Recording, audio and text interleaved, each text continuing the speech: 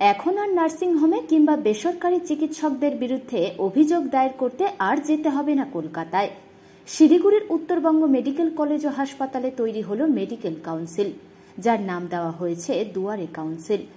জানা গিয়েছে, Uttarbanga medical college ও হাসপাতালে একটি 5 সদস্যের কমিটি তৈরি করা হয়েছে, যেখানে উত্তরবঙ্গের বিভিন্ন জায়গা থেকে আসা মানুষের বেসরকারি হাসপাতাল কর্তৃপক্ষ কিংবা চিকিৎসকের বিরুদ্ধে কোনো অভিযোগ দায়ের করতে পারবে। সেই অভিযোগ নিয়ে শুনানি করবে এই কমিটি। এই কমিটিতে সহসভাপতি পদে রয়েছেন উত্তরবঙ্গের স্বাস্থ্য বিভাগের দায়িত্বে থাকা ডক্টর সুশান্ত রায়। তো সেই হিসেবে আমরা দুটো মূল বড় বড় পদক্ষেপ আমরা মেডিকেল কাউন্সিলে করেছি। একটা যে ডিজিটালাইজেশন অলরেডি কাজ চলছে, হয়তো এর মধ্যেই আমরা ডিজিটালাইজেশনের ফার্স্ট ফেজ,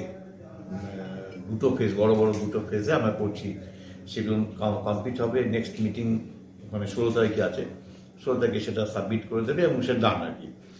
আর এটা হচ্ছে আমরা বিভিন্ন জায়গাতে ছড়িয়ে দিচ্ছি, যাতে মানুষজনকে সে ডাক্তারই হোক, মানে যার এগেনস্টে কমপ্লেন বা যিনি কমপ্লেন, দুজনকেই যাতে কলকাতায় ছুটে যেতে না হয়, কলকাতা থেকে টিম এখানে কি দুপার কাছে অভিযোগগুলো কিভাবে আসে, পদ্ধতি কি?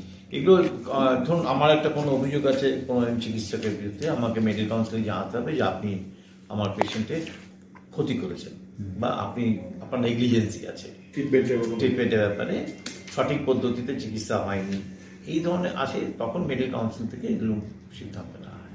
কিন্তু সাধারণত প্রথমে যেগুলো কিছু আছে তো সিএমএইচ এর কাছে যায়, পুলিশের কাছে যায়, আমাদের কাছে সিএমএইচ দের কাছ থেকেও আমাদের কাছে আসে। মানে এটা তো হাইয়েস্ট বডি, ডক্টরদের জুডিশিয়ারি সবচেয়ে হাইয়েস্ট বডি, এখানে আসবে।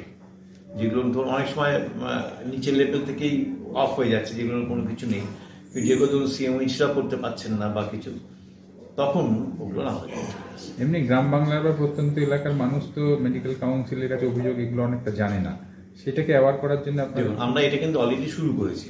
এই যে আমরা আজকে যখন এখানে আসলাম, এখানে যে মিটিংটা করবো বা যে জিনিসটা করবো, এটা আপনারা জানতে পারলেন। তো আপনারা তো আগে এই সমস্ত কাউন্সিলে এই সমস্ত অ্যাক্টিভিটিস তো জানতেই পারতেন না, জানা যেত, কারণ তখন কলকাতা মেডিকেল কাউন্সিল ছিল, এখন ওয়েস্ট বেঙ্গল মেডিকেল কাউন্সিল সারা পশ্চিমবঙ্গে ছড়িয়ে দেওয়া হয়েছে।